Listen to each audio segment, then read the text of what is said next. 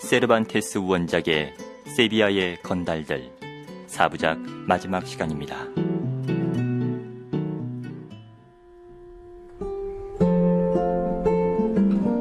지난 이야기, 경관의 도움을 받아온 모니포디오는 수사의 주머니를 돌려주어야 한다고 화를 내고 린꼬네 떼와 꼬르따디오는 훔친 주머니를 내놓는다.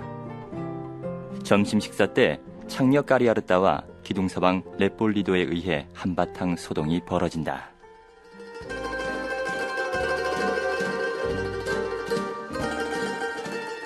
레폴리도는 단호한 태도를 보이며 문 밖으로 나가려 했다. 방 안에서 이 말을 듣고 있던 까리아르따는 레폴리도가 화가 나서 나가려고 하자 뛰어나오면서 말했다. 가지 못하게 그리 잡아요! 그리 자기 식대로 할 거예요! 돌아와요! 내 마음에서, 그리고 이 세상에서 가장 용감한 당신! 까리아르따는 그에게 달려들면서 외투를 부여잡았다. 모니포디오 역시 달려가서 레폴리도를 잡았다. 치키스나케와 마니페로는 화를 내야 할지 갈피를 못 잡았다. 잠시 생각하던 레폴리도는 까리아르따와 모니포디오의 간청에 돌아서며 말했다. 진정한 친구는 결코 친구에게 화를 내지도 않고 또한 친구를 조롱하지도 않는다. 여기엔 다른 친구를 화나게 만들거나 조롱하는 친구는 없네. 우리 모두 친구니까 손을 맞잡아 보자고. 치키스나케가 화해를 청했다. 그들은 손에 손을 잡았다. 에스칼란타는 코르크로 바닥을 댄 슬리퍼를 벗고 탬버린처럼 연주를 시작했다. 가난시오사도 한쪽 구석에 있던 야자잎으로 만든 새 빗자루를 잡고 그것을 긁으면서 소리를 냈다. 모니포디오는 접시 하나를 깨서 두 조각으로 만들었다.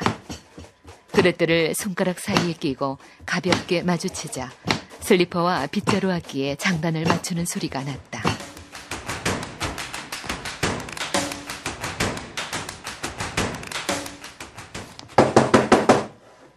급하게 문을 두드리는 소리를 듣지 못했다면 일행은 노래를 주고받으며 좀 더 흥겨운 시간을 가졌을 것이다.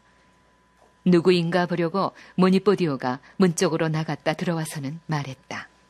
보초의 말이 거리 끝에 법원의 심판관이 나타났다고 하네. 또 중간 관리인 또르디에와 세르니칼로가 앞장서서 이쪽으로 오고 있다는 거야. 아니 정말이야? 대체 무슨 일일까요?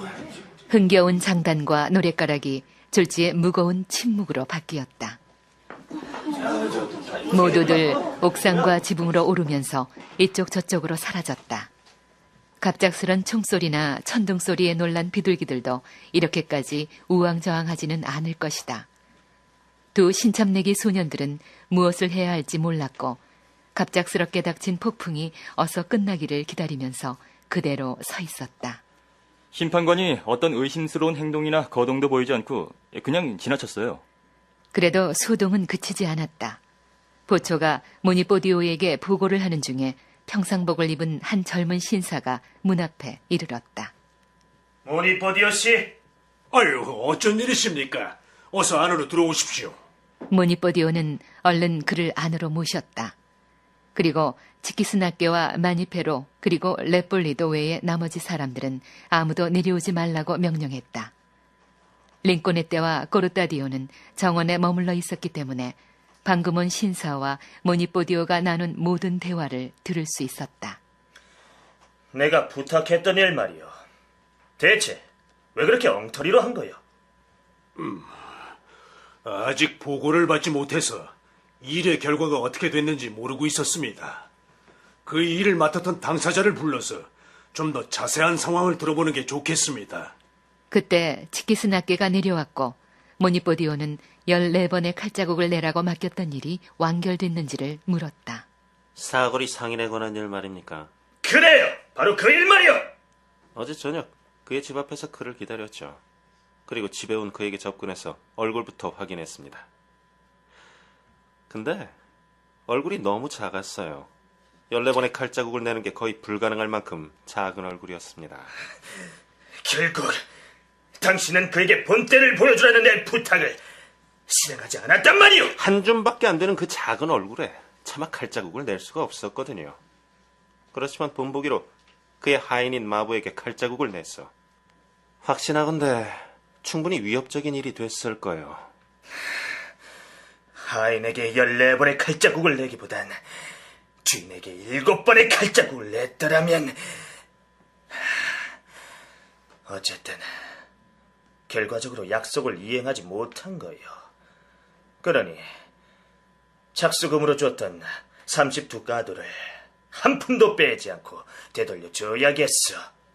하지만 당신에게 감사의 뜻은 남기겠어. 신사는 말을 마친 후 모자를 벗어 감사의 뜻을 표현한 후 가려고 등을 돌렸다. 잠깐! 멈추시고 그리고 약속을 이행하시오. 우리들은 자랑스럽게 성의껏 맡은 일을 완수했소.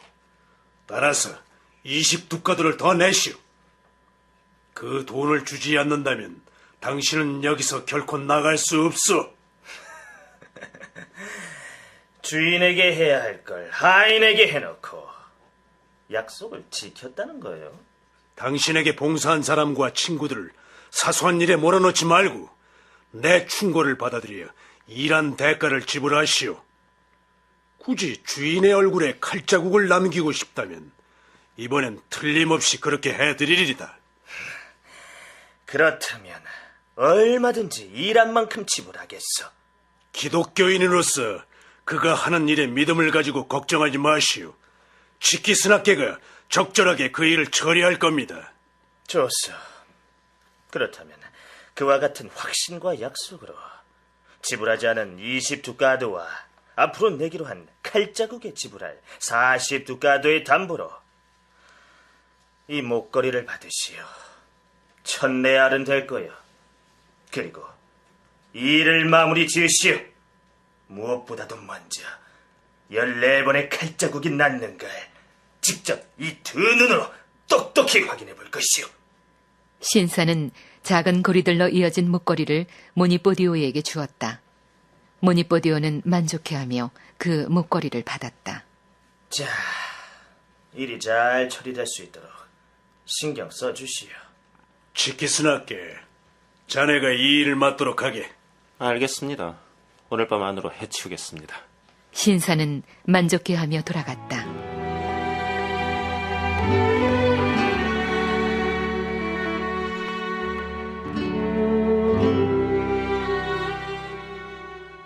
모니뽀디오는 불안에 떨고 있는 다른 사람들을 불렀고 모두들 내려왔다. 모니뽀디오는 중앙에 서서 망토 주머니에 가지고 다니는 메모장을 꺼냈다. 그리고 링콘네떼에게 건네주면서 읽으라고 했다. 이번 주일에 해야 되는 폭력 청부 대상 사거리의 상인 의뢰비 50에스쿠도 전도금으로 30에스쿠도를 받은 실행자는 치키스나케. 더 넘겨보거라. 몽둥이 기록이라고 쓴 곳이 보일 거다. 여기 있습니다. 몽둥이 기록. 알팔파 광장의 주점주인 12대의 화끈한 몽둥이 찜질, 한 대에 1에스쿠도, 전도금으로 8에스쿠도를 받은 기한은 6일, 실행자는 마니페로. 더 있냐, 링콘네떼? 아니요, 없습니다. 그럼 몇 장 더 넘겨보거라. 공개망신 청부라고 쓴 걸 찾을 수 있을 거다. 공개망신 청부의 수법, 유리병 던지기, 송진 바르기, 죄인의 두건 걸기, 뿔 매달기, 심한 조롱이나 야유하기, 칼로 위협하기. 그리고 중간쯤에 20에스쿠도의 위협하기가 있을 거다. 시행자는 우리 단체 전체이고 기한은 이번 달 한 달 동안이다. 링콘네떼, 메모장을 이리 다오. 더 이상은 없다. 지금은 일이 줄어들고 있지만 이 시간 이후엔 일거리가 들어올 거다. 하느님의 은총만 있다는 말이야. 알겠습니다. 우리는 누구도 폭력을 써서 복수극을 저지르는 걸 놓아두어서는 안 된다. 그런 일에 익숙해지고 용기를 얻다 보면 우리에게 돈을 내며 부탁하는 사람은 없을 테니까 말이야. 모니뽀디오가 말했다. 그때 레플리도가 말을 받았다. 그건 옳습니다. 그런데 모니뽀디오 씨, 당신이 우리에게 명령한 임무를 처리하는 게 늦어지고 있고 위기감이 돌고 있습니다. 이제 해야 할 일은 우리 모두가 제 위치에 돌아가는 것이다. 그리고 누구도 일요일까지 제 위치에서 벗어나서는 안 된다. 일요일에 바로 이곳에서 다시 모이기로 하자. 링코네타와 꼬르타티오에게는 일요일까지 도시의 외곽 쪽 또레 델 오로부터 알카사르의 구역을 맡기겠다. 알카사르 구역은 어떤 곳인가요? 거긴 꽃을 들고 여자들처럼 다리를 꼬고 앉아서도 일할 수 있는 곳이다. 칸초스가 그 구역을 너희에게 가르쳐 줄 거야. 알겠습니다. 맡겨주신 일을 충실하게 최대한 신중하고 빈틈없이 잘 처리하겠습니다. 모니포디오는 입고 있던 망토의 주머니에서 접힌 종이 조각을 꺼냈다. 그 종이에는 조직의 구성원 이름이 적혀 있었다. 링코네테 이렇게 적게. 링코네테와 꼬르타디오 조직의 일원 초심자. 링코네테 카드놀이꾼. 꼬르타디오 바람잡이 도둑. 또한 가입 일자를 적고 부모와 고향에 대해서는 밝히지 않음이라고 적어 넣으라고 했다.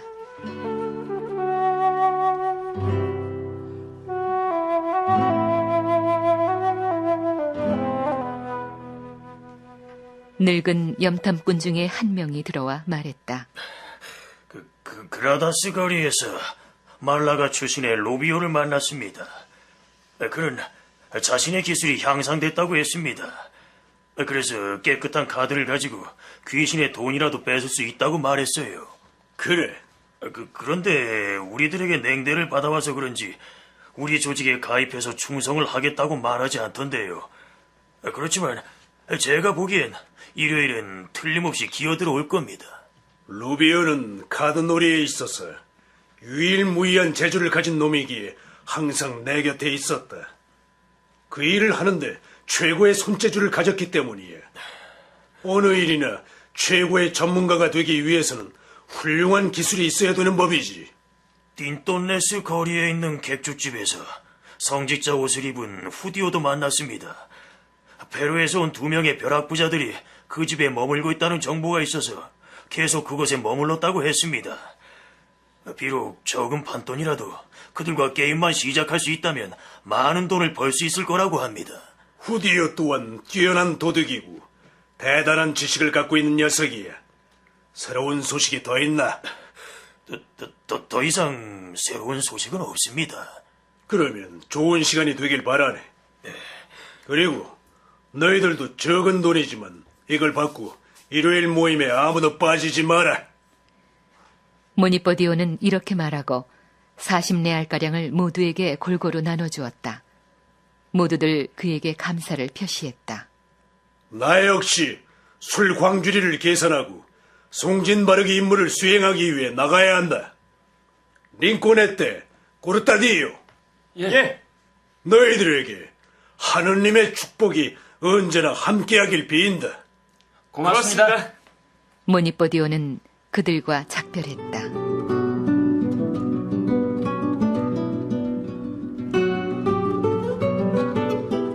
간초소가 소년들의 작업 장소를 알려주기 위해 동행했으며 일요일 모임에 꼭 참석할 것을 다시 한번 환기시켰다. 간초소는 그동안 봤던 광경에 어리 빠진 2 소년을 그들의 근무지에 데려다 놓고 나서 가버렸다. 링콘의 때는 비록 어린 나이였지만 뛰어난 이해력과 훌륭한 성품을 지닌 소년이었다. 때문에 모니포티오와 하나님의 은총을 간구하는 그 조직의 나머지 구성원들에게서 들었던 말을 생각하기만 해도 웃음이 터져나왔다. 야, 왜 그래? 왜 웃는 거야? 모니포디오만 생각하면 자꾸 웃음이 나와. 그들은 엉터리 라틴어를 말했고 엉뚱한 어휘들을 사용했다.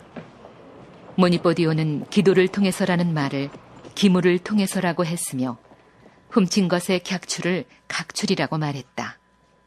그러나 무엇보다도 도둑질, 신성모독과 같은 행위로 가득 차 있으면서도 자신들의 신앙심이 부족하지 않으면 천국에 갈 것이라는 그들의 믿음과 확신에 놀랐다.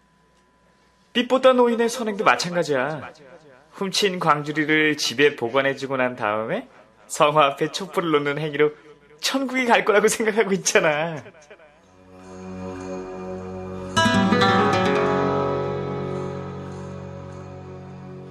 린꼬는 세비야라는 그 유명한 도시가 얼마나 타락했는가를 생각했다. 왜냐하면 인간 본성에 그토록 역행하는 위험한 사람들이 도시에서 공공연하게 살아가기 때문이었다. 그래. 이렇게 타락하고 악하며 불안하고 방임적이면서 태폐적인 곳에서 오래 지내선 안 돼. 가능한 한 빨리 이 도시를 떠나자고 꼬르타디오에게 충고해야겠어. 그러나 이 같은 다짐에도 불구하고 어린 나이와 미숙한 경험으로 인해 그들은 몇 달 더 이 도시에 머물렀다.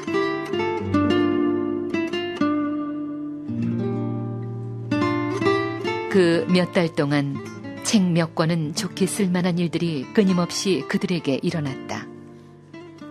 그러나 그의 두목인 모니포디오와 그 명예롭지 못한 패거리들의 기행과 자신들이 겪었던 삶과 경이로운 이야기를 기술하는 것은 훗날을 기약해야 했다. 모든 것이 깊은 사고에서 나온 그 글이 완성된다면 분명 읽는 모든 사람에게 귀감이 될 것이다.